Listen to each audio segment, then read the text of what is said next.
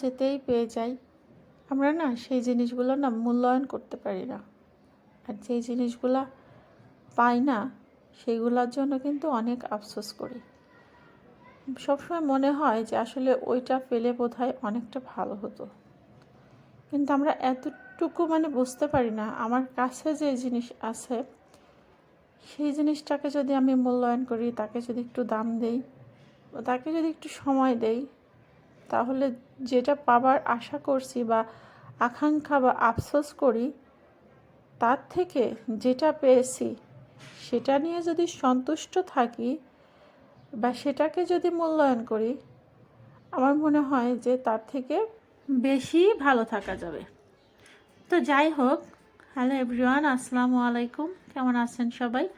আশা রাখি আল্লাহ পাক সবাইকে সুস্থ রাখছেন, ভালো রাখছেন। আলহামদুলিল্লাহ, আমি আমার পরিবারের সকলকে নিয়ে বেশ ভালো আছি। তো কাছে দূরে যেখান থেকে আমার এই ভিডিওগুলো দেখে থাকেন, আপনাদের সবাইকে অসংখ্য অসংখ্য ধন্যবাদ জানাই। সেই সাথে আরও নতুন নতুন ভিডিও দেখার জন্য সবাইকে ওয়েলকাম করছি। আমি মনিরা বলছি ঢাকা থেকে। তো যারা এই মুহূর্তে আমার ভিডিওটি দেখা শুরু করছেন, হয়তো ভুলে গিয়েছেন একটি লাইক দিতে, বা যারা দিয়েছেন তাদেরকে অসংখ্য ধন্যবাদ। আর যারা এখন পর্যন্ত লাইকটি দেননি, তারা প্লিজ লাইকটা দিয়ে ভিডিওটি দেখা কন্টিনিউ করবেন। আপনার একটি লাইক কিন্তু আমাদের মতো ছোট ছোট ইউটিউবারের জন্য অনেক উপকার আসবে। তো যাই হোক, আমার কথার মধ্যে যদি কোনো ভুল ত্রুটি থাকে তো তার জন্য সবার কাছে সরি। সবাই ক্ষমা সুন্দর দৃষ্টিতে দেখবেন। তো আজকে আমি করছি পাটিসাপটা। তো চারিদিকে কিন্তু রোদ খুবই ঝলমল করছে, তো দেখেই বোঝা যাচ্ছে যে ফাল্গুনের আগমনী খুব শীঘ্রই চলে আসবে। তো ফাল্গুন মাস কিন্তু আর বেশ কিছুদিনের মধ্যেই কিন্তু চলে আসছে, অল্প হাতে গোনা 4-5টা দিন আর আছে। তো এই জন্য ভাবতেছিলাম যে ঘরে কিছু খেজুরের গুড় রয়ে গেছে, বাড়ি থেকে কিছু চাউলের গুঁড়ি করে আনিয়ে রাখছিলাম।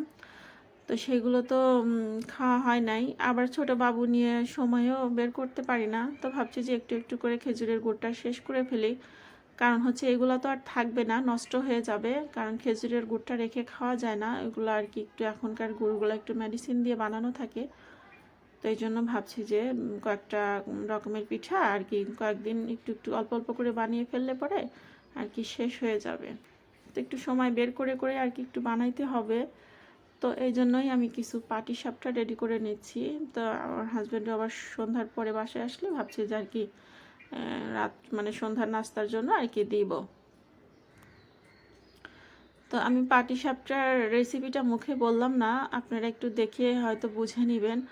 আর তারপরেও একটু বলে দিচ্ছি, আমি এইখানে খেজুরের গুড় আর নারিকেল, তারপরে দুধ আর একটু পোলাওর চাল ভিজিয়ে রেখে সেটা দিয়ে আর কি পাটিসাপটার পুরটা আমি রেডি করে নিয়েছি। আর আমি বেশি পরিমাণ গরুর দুধ দিয়েছিলাম, লিকুইড দিয়ে আর কি পুরটা কিন্তু রেডি করছিলাম। তারপরে তো ময়দা আর আটা আর চাউলের গুঁড়া দিয়ে আর কি ব্যাটারটা তৈরি করেই আমি রেডি করছি। আর জাফরানের কালারটা নিচে আর কি যেই ডিজাইনটা করছি ওটা আর কি জাফরানের কালার দিয়েই আর কি করছি।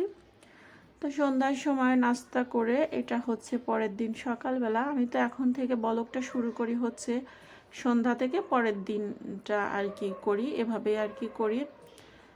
তো আমার আর কি বেশ নন স্টিকের আর স্টিলের আর কাঁসাবেলার কিছু হাঁড়ি পাতিল হয়েছে। তো আমি রাখার জায়গা পাচ্ছিলাম না, অনেক দিন ধরে কেনা হয়েছে, দেখা যাচ্ছে এই জায়গায় জায়গায় রাখছি। তো ক্যাবিনেটেও আর কি এই অ্যালুমিনিয়ামের পাতিলগুলো আমি রাখছিলাম। তো এখন ভাবছি যে ক্যাবিনেটের মধ্যেই বড় যে ওয়াল শোকেসটা আছে ওর আর কি নিচে যে তাক করা থাকে ছোট ছোট দুইটা পাল্লা ডয়ার, তো ওটার মধ্যেই আর কি রাখবো। তো এই জন্য আর কি সাইডে আর কি আমি নন স্টিকের পাতিলগুলো রাখলাম।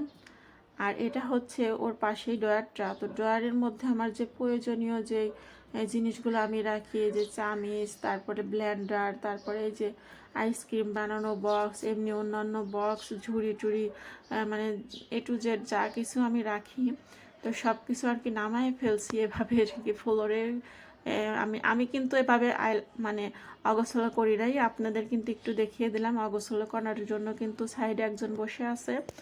তো আমি দেখা যাচ্ছে যে চামিচগুলা সব একত্রে গোছায়া একটা বক্সের মধ্যে ঠোকাচ্ছি, উনি আমার কাছ থেকে টান দিয়ে নিয়ে এক সিটকানে মনে করেন যে ফ্লোরে ভরে ফেলছে। তো দেখালাম আপনাদেরকে একটু যে কি পরিমাণ আমাকে মানে বিরক্ত করে, আমার কাজ যে মানে এত পরিমাণ বাধা দেয়। এরকম আমি মানে ছোটো চামিচগুলা একটা ছোট এরকম কন্টেনারের মধ্যে ভরে রাখছে। দেখা যাচ্ছে কি এগুলা হয় কি মানে কিছুদিন পর পর খুঁজেই পাওয়া যায় না, মানে মনে হয় যে এতগুলা কিনলাম, আবার একটা একটা করে মানে হারায় যায়। শুধু কোথায় যে হারায়, কীভাবে হারায় পাওয়া যায় না। তো আমি ভাবছি যে এরকম একটা ছোট কন্টেনারের মধ্যে ভরে রাখি, যাতে এক জায়গায় থাকলে আর কি পাওয়া যাবে।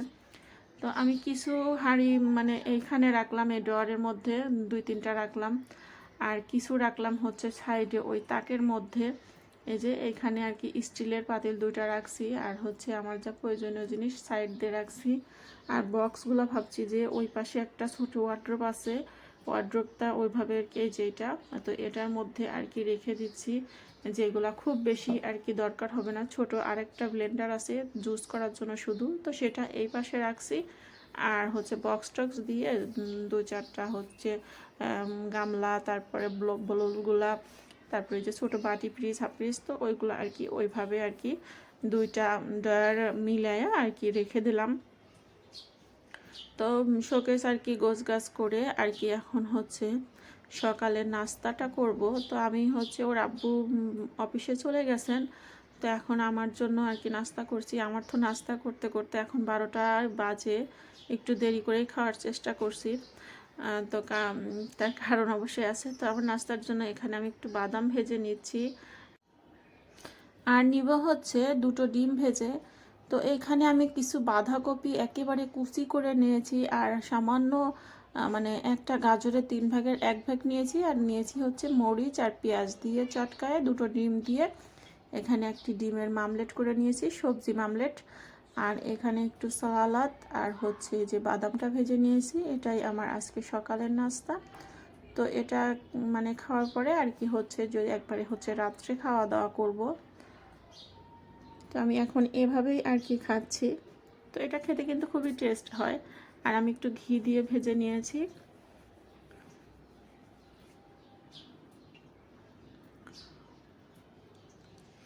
তো দুপুরের মানে দুপুর বা হচ্ছে সকাল মিলায় একবারই খাই।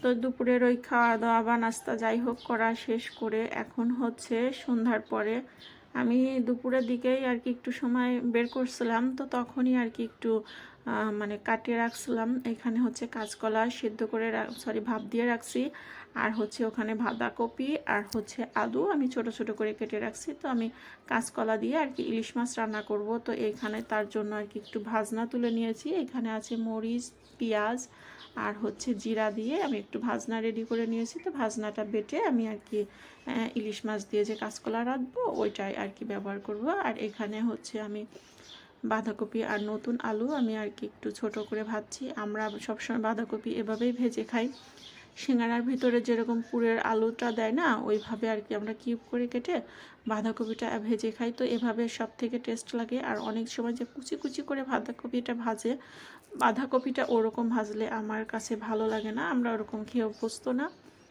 তো যাই হোক, এখানে আমি তেলের মধ্যে একটু জিরা বাটা আর ধনিয়া বাটা দিয়ে দিয়েছি, আর দিলাম হচ্ছে একটু সামান্য পরিমাণ হলুদ আর হচ্ছে লবণ দিয়ে আর কি অল্প একটু মশলা কষিয়ে নিচ্ছি। আর দিয়েছি হচ্ছে 2টো পেঁয়াজ, আর মরিচ যেহেতু আমি ভেজে নিয়েছি পেঁয়াজের সাথে জিরার সাথে, তো ওটা আমি পরে ব্যবহার করব। তো মশলার মধ্যে আমি এখন হচ্ছে কাঁচকলাটাকে একটু কষিয়ে নিচ্ছি। কষিয়ে নিয়ে আর কি যেহেতু ভাপ দেওয়াই আছে, বেশি কষানো লাগবেও না, কিছু সময় কষায় নিয়ে ঝোলের পানিটা দিয়ে দিলেই হবে। তো এখন আর কি সামান্য একটু পানি দিয়ে আর কি আরেকটু কষায় নিচ্ছি। অল্প একটুই পানি দিয়েছি, কারণ বেশি পানি দিলে কাঁচকলাটা গলে যাবে। আর আমি এখানে হচ্ছে কাঁচা একটি ইলিশ মাছ ভাজা হয় নাই, আমি লবণ হলুদ দিয়ে অনেক সময় ধরেই মেখে রেখেছিলাম, কারণ যেহেতু কাঁচা ব্যবহার করব, কাঁচা মাছটা লবণ হলুদ দিয়ে অনেকটা সময় যদি মেখে রাখা যায় তাহলে লবণটার মধ্যে ভালোভাবে ঢুকে, আর টেস্টটা কিন্তু মাছের টেস্ট অনেক ভালো আসে। ফ্রিজ থেকে নামিয়ে সাথে সাথে যদি কেউ মাছটা ব্যবহার করে তাহলে কিন্তু ওই মাছের টেস্ট একেবারেই বাজে লাগে, পাঞ্চো পাঞ্চো লাগে। আর এইভাবে যদি লবণ দিয়ে কিছু সময় মেখে রান্না করা যায় তাহলে কিন্তু মাছের স্বাদটা অনেক ভালো লাগে। তো আমি যেই মশলাটা করে রাখছিলাম সেটা এখন দিয়ে দিচ্ছি। এরকম টাইপের মশলা করে মাছ রান্না করে খেয়ে দেখবেন, একেবারে অমায়িক লাগে, খুবই সুন্দর এবং টেস্টি হয়। তো আমি একদিন রান্না করে 2 দিন খাবো, আজকে রাত্রে খাবো, কালকে সারাদিন খাওয়া হবে এই তরকারিটা। তো যারা আমার ভিডিওগুলো দেখেন অবশ্যই আমার ভিডিওগুলো কেমন হয়েছে কমেন্টের মাধ্যমে জানাবেন। আর আমরা যেহেতু নতুন ইউটিউবার, আমি চাই যে আরও যারা নতুন আছেন বা পুরাতন আছেন আমরা সবাই সবার পাশে থাকবো, সবাই সবাইকে সাপোর্ট করব, তাহলে কিন্তু আমরা একত্রে একসাথে সবাই এগিয়ে যাব। যদি এখানে সবাই হিংসাহিংসি করে, কেউ কাউকে সাপোর্ট না করে, কেউ কিন্তু আগাইতে পারবেন না। এই জন্য আমি চাই আমরা সবাই সবার পাশে থেকে একসাথে আমরা উঠব। তো সবাই ভালো থাকবেন, সুস্থ থাকবেন, আমার পরিবারের জন্য দোয়া করবেন। তো আজকের মতন এখানেই বিদায় নিচ্ছি। আল্লাহ হাফেজ।